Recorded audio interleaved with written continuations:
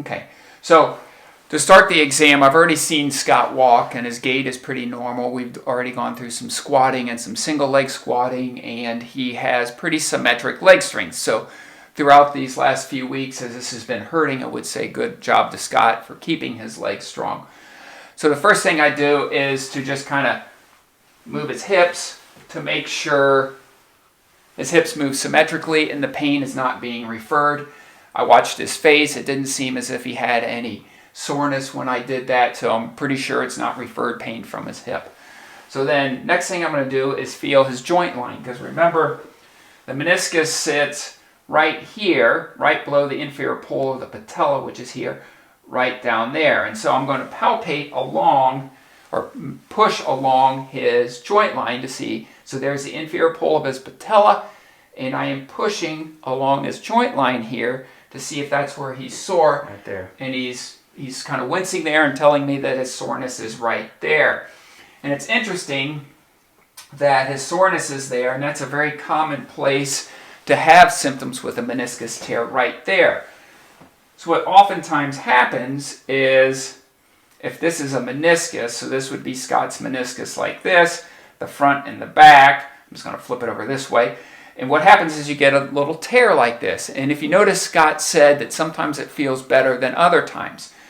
So it hurts right there at the joint because that's where the tear is. So this little torn piece right here, and I hope you can see that, but that torn piece right there gets tugged and it pulls on the capsule there.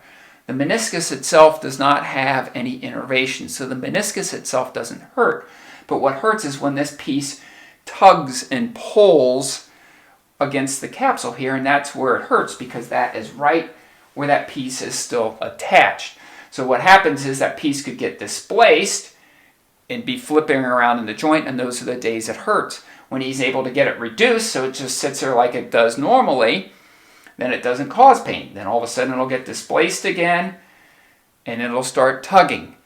So now we're going to do some more provocative testing to see if it really does that. And what I'm trying to do with our testing is to find that piece and grab it and pull it to see if that's where it hurts. So whenever I examine somebody, remember it's this knee, I first check to see if they have symmetric hyperextension. So I check his right leg and he goes up probably about 4 or 5 degrees. I check his left leg, the symptomatic leg, and again it goes up about 4 or 5 degrees. I then check for swelling, so I get Scott to relax here, and I do what's called a fluid wave. So I sweep the fluid, if he has fluid, in his knee from his medial gutter over the top, and then I push back, and he does have a little bit of swelling in his knee. So again, people with a meniscus tear would get swelling in their knee. So I'm thinking, maybe he does have some pain from his meniscus tear. Then I rule out other things like patellofemoral pain. So I push up under his patella. That doesn't seem to hurt. I do a compression test where I take his patella here, I'm capturing it and mashing it in his knee, and again, that doesn't hurt him. So referred pain from his kneecap is probably not the issue. So I'm going to then do a quick ligament exam.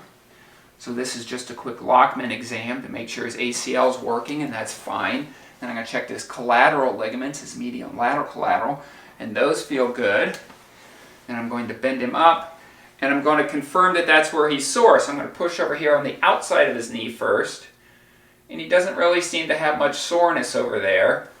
Then I'm going to push on the inside of his knee, and that's where he starts nodding and grimacing because I'm getting to the sore spot. And again, I'm right at the inferior pole, I'm right at the mid portion of his meniscus.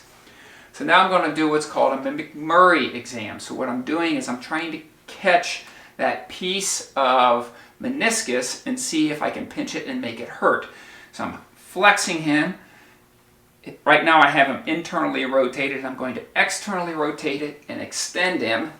And you can see how he's grimacing here. Where did that hurt? Same spot. Same spot, so right there. Yeah.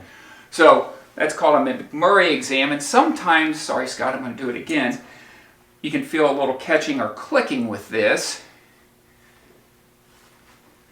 And I do feel a little catching right there. Not much, but he certainly has symptoms with that, sorry.